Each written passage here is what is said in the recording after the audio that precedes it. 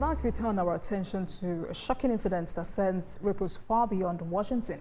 What was meant to be a night of satire, celebrations, and political tradition at the White House Correspondents Dinner has instead become the focus of global concern following reports of a shooting connected to the gathering.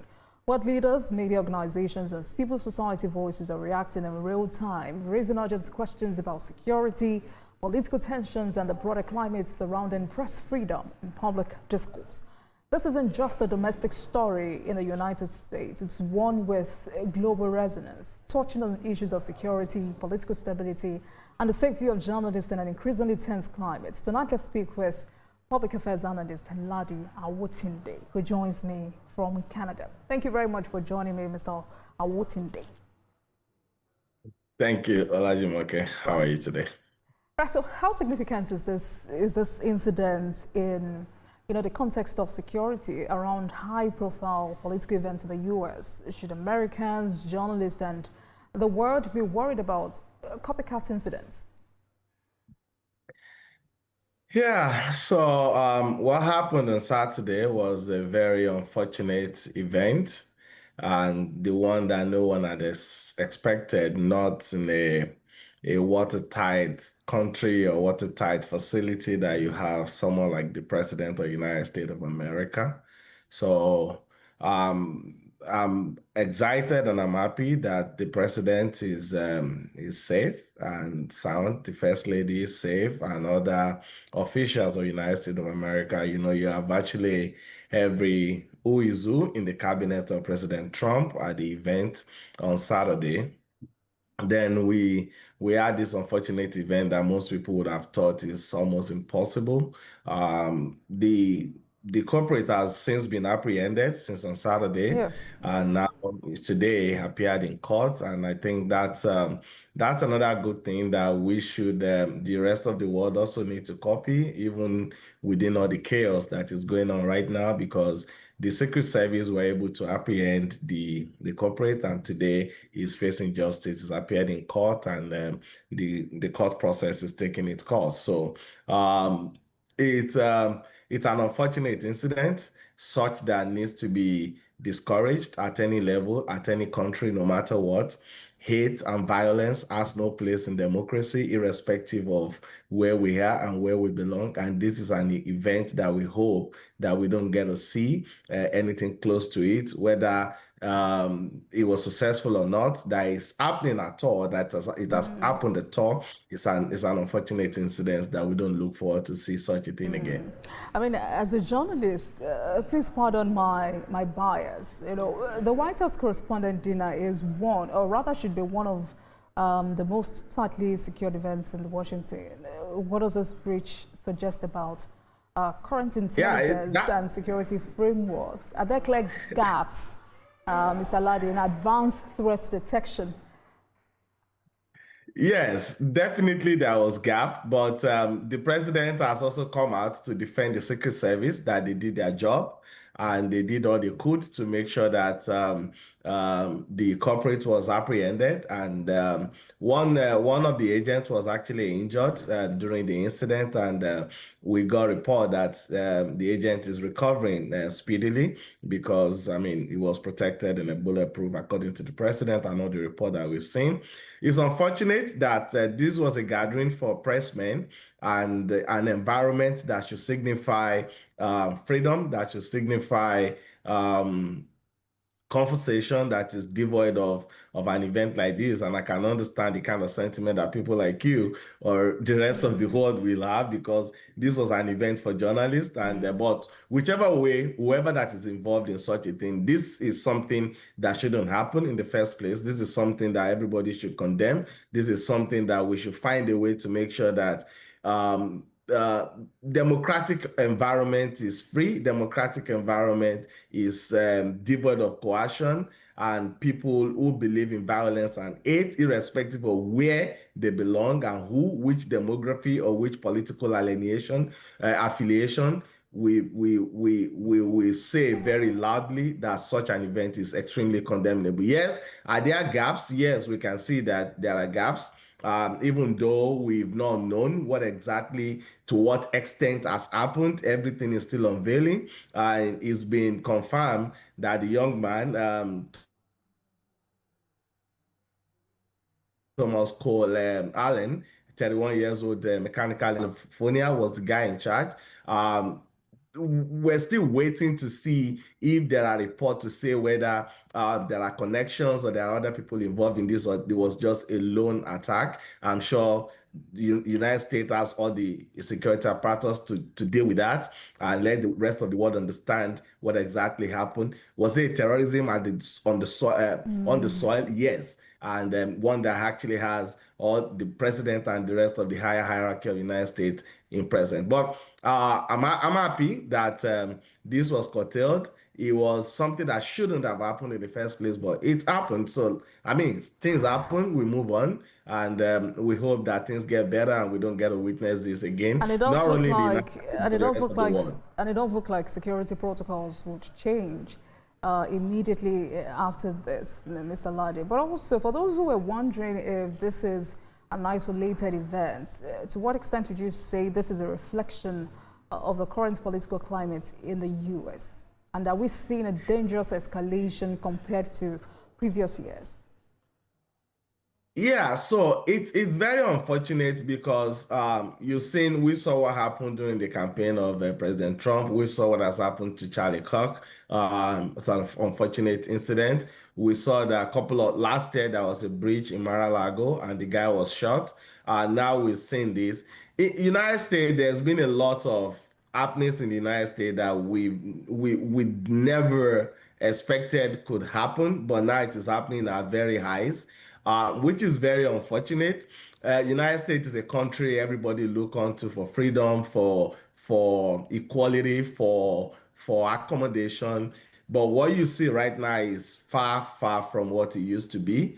The president, in his own way, believes that whatever he believes is the best, and whatever he says is right. And they will tell you that no, you just tolerate him. He says whatever he says. When he speaks, he's not such a nice guy, but he means well for United States. But you see, leaders should as a leader, you will expect that there's a little bit of caution to the way we say things and things that we say.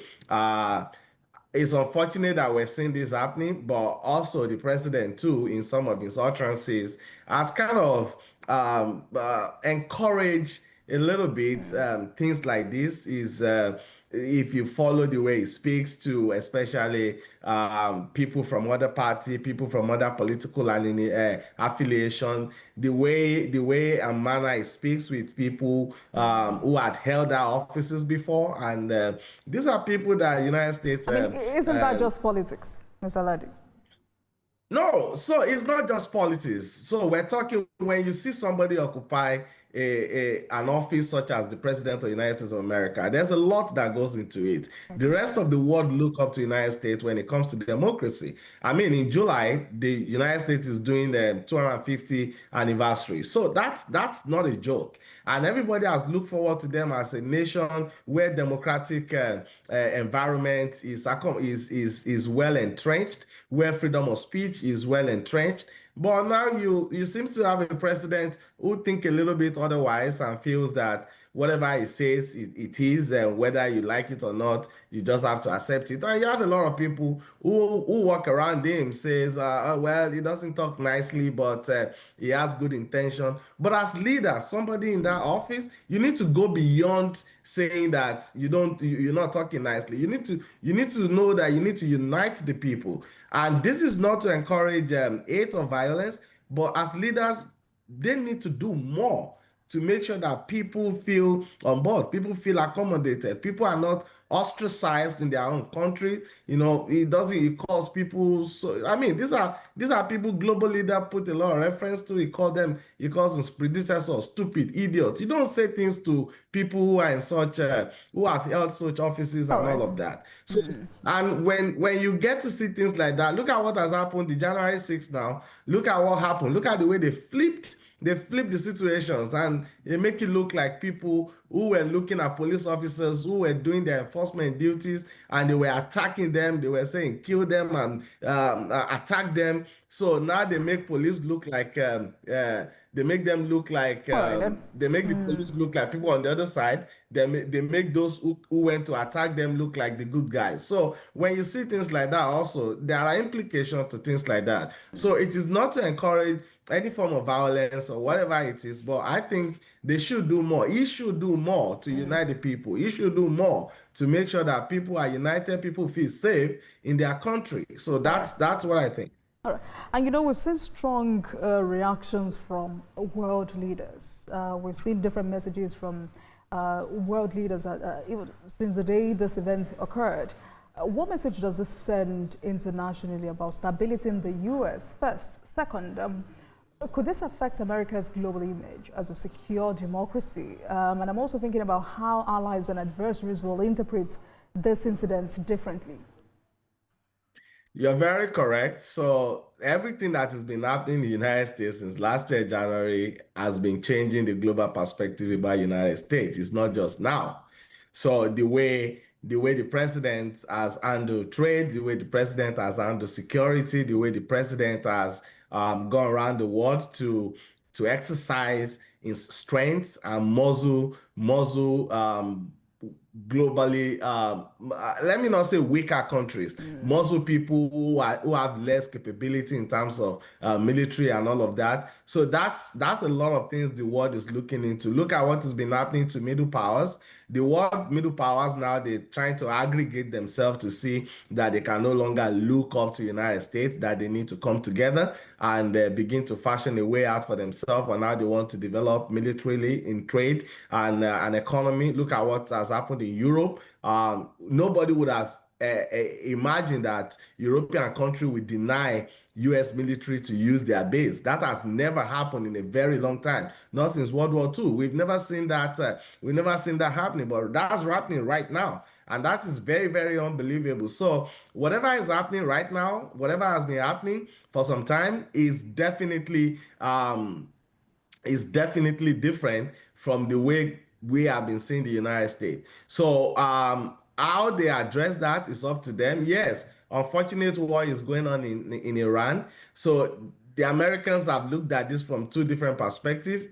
Some section of the country feels yes, it's the right thing for the US to do. Other section of the countries feels that it was an Israeli war that America got dragged into. So, and you've seen those arguments from different sides. We've seen how different group has viewed it to say that they put in tax dollars into a war that doesn't actually belong to America. When you look at the fact that there are empirical evidences that are shown that Iran does not have the capability to attack the United States from Iran, and there are intelligence to support that. So, but the way the president viewed that is different, and that's also something that they need to look into for Americans to beef up more confidence in their leaders, to see whether the war they were fighting is actually belongs to them or not.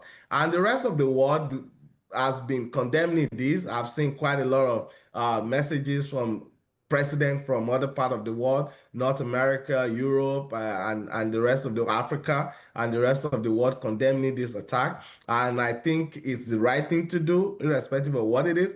But US might need to look inward to see if the way they handle the rest of the world is actually okay, or if it's the right thing to do. So that's the way I see it. I mean, Venezuela, you bump into a country, you kidnap the president and took him out of the country. They will give you an argument, but those are things that needs to be really looked into. But really, Mr. Ladi, why does the U.S. continue to experience gun violence at a rate far higher than other developed nations? And I'm sure this conversation goes beyond a Donald Trump matter or Donald Trump issue. Yes, it goes beyond the Donald Trump issue because there are substantial part of United States who believes that gun ownership and gun right is their fundamental right. So you've seen all the arguments about protecting the Second Amendment, making sure that your guns are not taken away from you. And we've seen that a bulk of the Republicans have actually defended this. They are more if you look at the American democratic structure, the Republicans are more pro-guns than the Democrats. And most of the campaigns, most of the advocacy that has gone in terms of gun control, introducing stiffer measure to make sure that gun ownership is well vetted, that assault weapons are taken away from certain category of people who do not pass the vetting, and they've looked at all of this. And but you know, the American Rifle Association also, they've also been very much strongly against advocacy for gun control. But I mean, there's been a time that we've looked at this, and they've come up with this argument that the total number of people that die via gun violence in America are way, way more than people that die in the hand of bandits in Nigeria and terrorists in Nigeria. And people will say, oh no, that it's not only attack, that some people they are suicide. So when you look at it, whether it's attack or it's suicide, if something hasn't worked over time, the way lives are being taken, look at the volume of security personnel that will be at the correspondent dinner on Saturday. Yet they had a breach. So what do you say about a school? What do you say about shopping malls? What do you say about place of worship?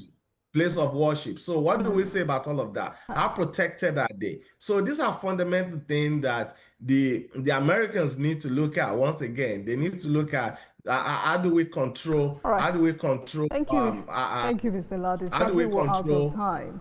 But I mean, the billion-dollar question would be, what policy changes, if any, could pass in today's polarized Congress? Thank you for speaking with me. Hopefully, we'll continue this conversation some other time. Public Affairs Analyst, Ladi Awotinde. Thank you so much for your time. Thank you. Thank you so much, Elijah.